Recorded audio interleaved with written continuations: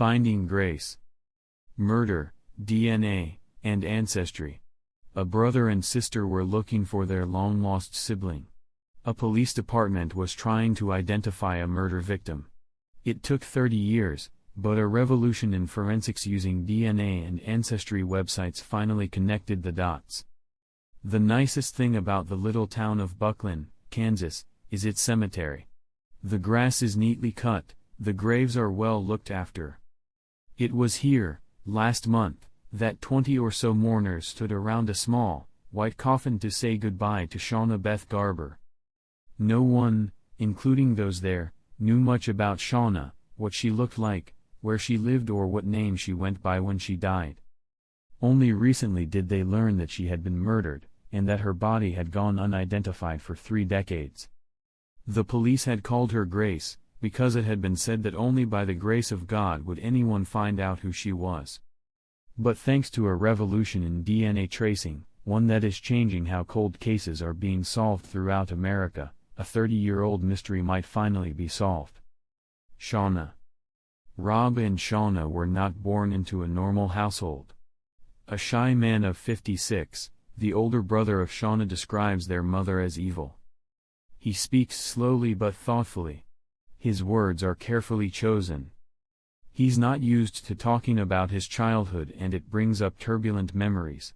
He and Shawna were physically abused by their mother, he says, and it led to both of them being placed into care. His recollections of his little sister are some of the only fond memories he has of his early childhood. She was the biggest part of my life, he says. By the time Rob was 7 and Shawna was 5, the abuse from their mother began to escalate. For the most part I was the one that was the target of everything, Rob recalls, until the incident that got us taken away from her. That was just way above and beyond everything else. He was at school when their mother poured lighter fuel on Shawna and set her on fire.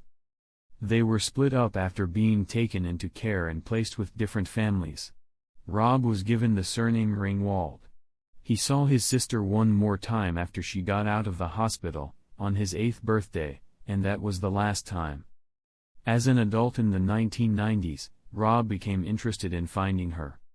He remembered Shawna, but he was also told of other half-siblings.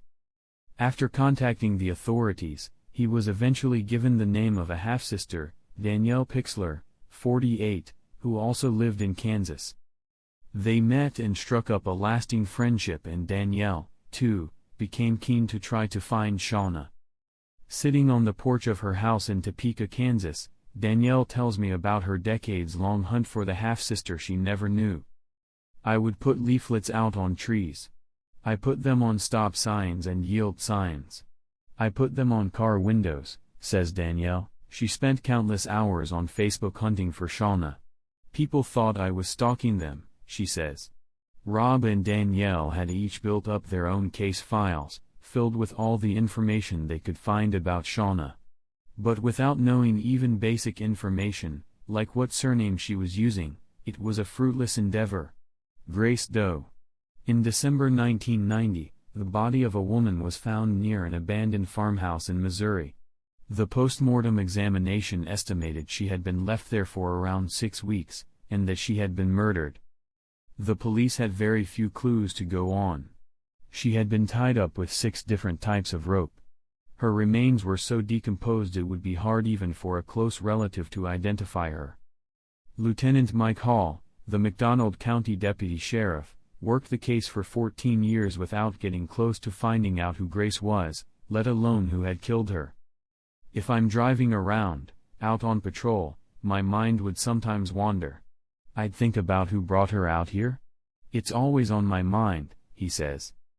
As the years went on, Grace's case became colder and colder. Her remains were kept in a cupboard in the sheriff's office, almost forgotten, just one of America's estimated 250,000 unsolved murders. Cold cases, DNA, and the Golden State Killer. DNA has been used in forensics since the mid-1980s. Traditional techniques are good at matching genetic material to a suspect if DNA for the person in question is already in a police database, but this has its limits. For example, In the 1970s and 1980s, California was gripped by a prolific serial killer and rapist dubbed the Golden State Killer. Police had his genetic material, but there wasn't a match in the FBI's DNA database. Many thought he'd never be found. But in 2018, authorities decided to use an innovative technique that had burst onto the scene, one that marries the use of DNA with information from ancestry websites that could be used to draw family trees. Genealogy websites are designed to allow people to find long-lost relatives. A user puts a DNA swab into the post, and is later given a list of people with whom they share genes and an analysis of how closely they are shared. The police realized that if they put the murderer's DNA into an ancestry website, they'd get a list of the killer's relatives, a crucial clue. Most genealogy websites don't allow law enforcement checks, but a few do. Authorities in the Golden State Killer case used a company called Match. The Golden State Killer is almost the halo case for the success of the technology, says Match CEO Brett Williams. Finding Grace. Athrum, a Houston-based tech company, was founded shortly after the D'Angelo breakthrough with a goal to solve unsolvable cases using the new technology. The company uses data sources like those provided by Match, and has helped law enforcement crack a series of high-profile murders and missing people cases in the last 2 years. In November 2020, Athrum took on Grace's case. It went through the same process that the police had gone through with the Golden State Killer. Shawna's DNA was degraded and had bacterial contamination. Athrum cleaned up Grace's DNA, creating a genetic profile that could then be run through several genealogy websites. From there, they found a number of third-cousin matches and started building up a family tree to find a common ancestor. Working down the family tree, they began to develop a theory about who she might have been related to and gave the names to Lieutenant Hall. The call from the lieutenant came when Danielle was at work. At first, she thought it was a scam, something about a murder, a possible sister, a DNA test. But after speaking to her family, she called the number back. The gravity of what Lieutenant Hall was telling her began to sink in. "When I called him back I was bawling and crying," she says. "He was telling me all this stuff and I was like, how did you get hold of me? How do you know who I am? Or that I'm related? I just freaked out." Lieutenant Hall eventually convinced Danielle to take a DNA test. On 29th of March the result came back. Grace Doe was her sister, Shawna. "I just started crying," she says. Questions of ethics. Shawna's case, and many others like hers, shows that the process works. But it also has its critics. The main issue of contention is privacy. The technique is so sensitive that one person's DNA could be enough to identify hundreds or even thousands of their genetic relatives, none of whom have consented to law enforcement checks. In effect, one person can sign up their entire extended family. We're not talking about searching in databases for the people who voluntarily submit their information, says Aaron Murphy, author of Inside the Cell, The Dark Side of Forensic DNA. We're talking about searching in a database to find the thousands of people that don't even know they're related to that individual. Danielle was found because a distant relative had consented to their DNA being used for law enforcement checks, not because she had. Brett Williams of Match accepts the ethical dilemma of using the technology. You have two competing priorities here. The first priority is you have an absolute right to privacy. But on the same token, you have a competing priority, which is we have a right to not get murdered. But the desire for families to find out identifies of loved ones, or the killer of a relative, doesn't trump privacy concerns, argues Murphy. It's incredibly hard to say this, but we don't make policies about the civil liberties of our whole society, based on the personal feelings of single victims, she says. This is the main reason why so many genealogy websites don't allow law enforcement checks, including Ancestry.com and 23andMe. Rob is adamant that without the process they would never have found out what had happened to their sister.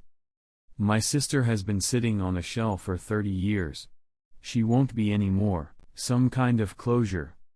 Rob and Danielle still don't have a picture of Shawna as an adult. They still aren't sure what name she was using at the time of her death. The police are trying to work out what Shawna's movements were before she died, or anyone that knew her as an adult. They believe she may have been based in Joplin, Missouri, at the time of her disappearance. Lieutenant Hall thinks he has a real chance of breaking the case. I do think the murder can be solved now that we know who she is, he says. Shawna's funeral was bittersweet for Rob and Danielle. They finally knew who and where their sister was. She had not been refusing contact. She hadn't emigrated. But it's not the ending they'd prayed for. I have nightmares. I hear screams, says Danielle, who can't help reading the local press stories about the case. I read about her every day, I have too. It's horrifying because I cry every time I read it. But somehow I feel closer to her when I'm reading it.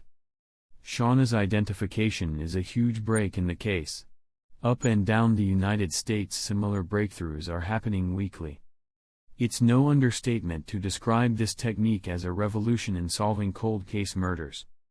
However, this method is so new there are very few laws governing its use.